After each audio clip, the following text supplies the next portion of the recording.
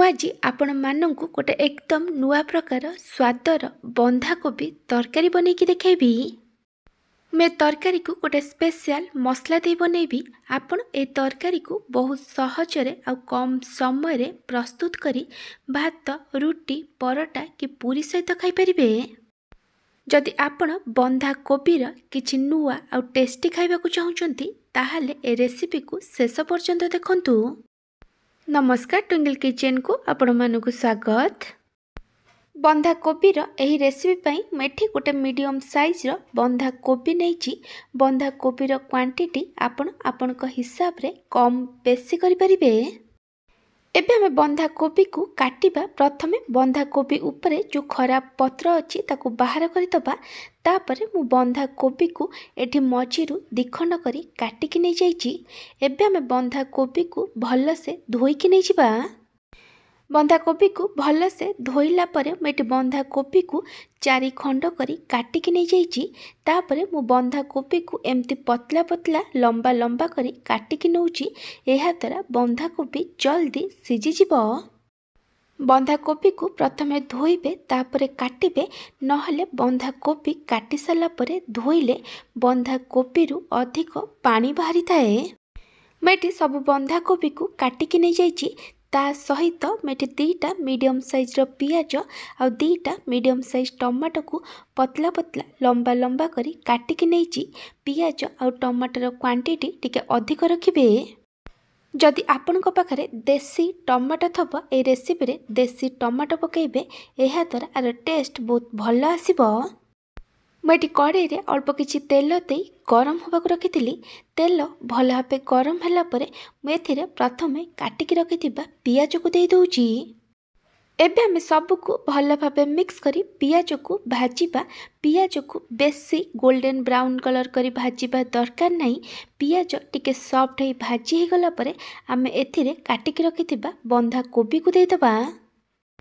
तापरे मु एथिरे 1/3 टेबल स्पून हळदी गुंड पकाउछि। आपण एथिरे एठी लूण पकेइबेनी। एबे हमें सब को भल भाबे मिक्स करि दबा। तापरे आमे को मीडियम टू हाई फ्लेम रे 4 रु 5 मिनिट पर्यंत भाजिबा। जेमती बंधाकोबी टिके सॉफ्ट हे जिवो आ बंधाकोबी रु जो पानी बाहरिबो से भल से ड्राई हे जिवो।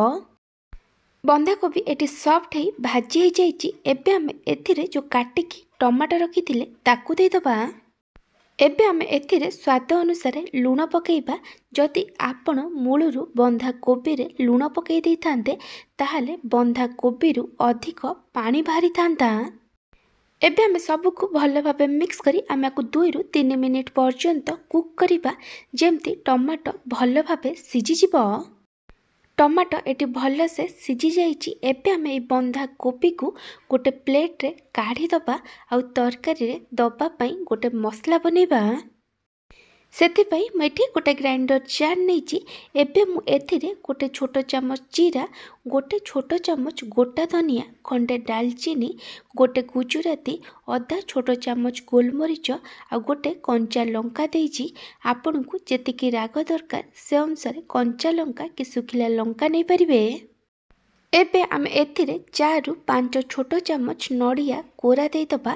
तापरे आमे एथिरे अल्प पानी दे मसला को भल भाबे बाटिकी नै जिबा। मसला पेस्ट एठी रेडी हे जाइछि।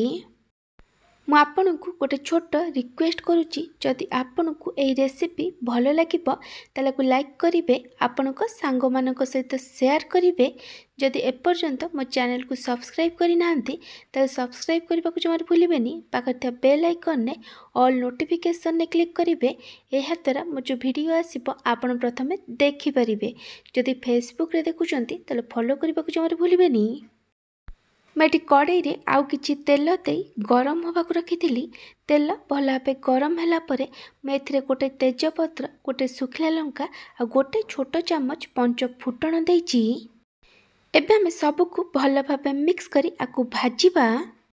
पंच फुटण सुखिला लंका भल से भाजी हे गला परे मैं एथिरे गोटे छोटो चम्मच अदा रसुण बटा देइछि। एबे हमें सब को भल भाबे मिक्स करी आकु कसिबा। जेमती अदा रसुण बटार कंचा बास्ना पळेबो। अदा रसुण बटा ये भलसे कषि हो गलानी। एबे आमे एथिरे किछि गुंड मसला पकेइबा।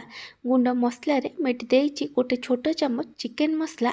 आ जगार आपण किछि भी सब्जी मसला नहीं पारिबे। तापरे मैं एथिरे लंका गुंड पकईछि आ 1/3 टेबुल स्पून हलदी गुंड देइछि।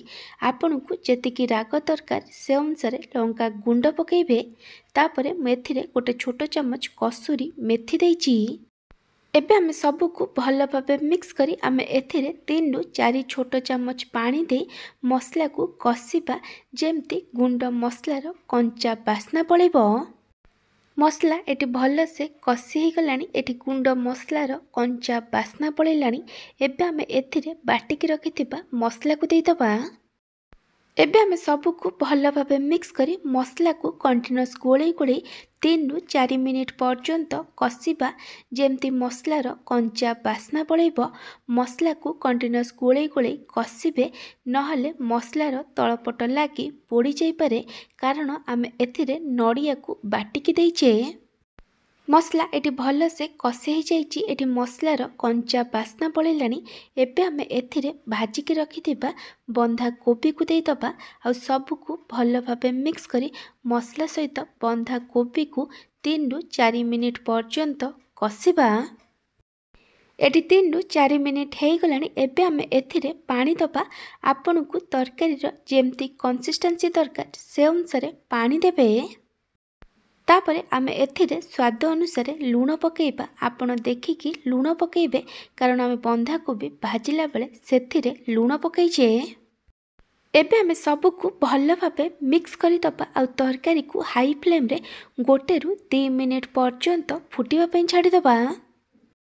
तरकारी एटी भल से फुटी गलानी। एबे आमे तरकारी को आउ थरे भल भावे मिक्स करी दबा।